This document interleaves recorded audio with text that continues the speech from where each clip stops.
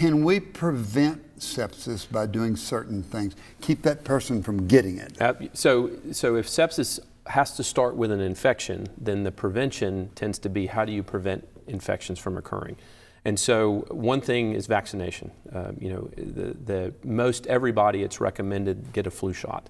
And the flu can lead to pneumonia, and we know pneumonia is one of the big drivers of sepsis. So flu shot can keep people, and 40,000 people will die each year sometimes of the flu. Yeah. So that may end up in sepsis. Get your flu shot, keep you from having pneumonia, secondary pneumonia.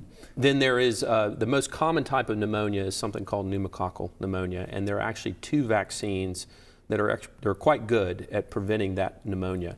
Now, the Center for Disease Control has a lot of recommendations about who should get which vaccines and at what age you should get it. So this is really a situation where people should talk to their personal physician and just ask the question, have I gotten the vaccines given my circumstances and my age that I should get to make infections and sepsis less likely? So the people with the pneumonia part say, have I got my pneumonia shot? And there's 2 different kinds, different recommendations. So flu shot, pneumonia shot, vaccination, any other vaccinations that you think of that are, what do we do about prevention? We can do more than just vaccinations. Right. There are other vaccinations. There's one that college students who live in dorms for something called meningococcus that can cause sepsis.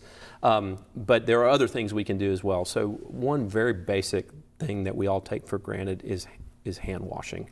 Now, who does the hand washing, the patient or the people coming to see the patient? Well, it should be every care provider, the patient, the people who come to see the patient, people who aren't even in the hospital.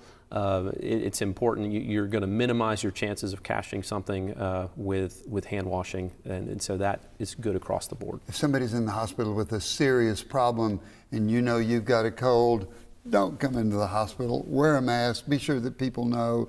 Common sense things will help us keep from spreading infection from one person to another. Absolutely, yes, right.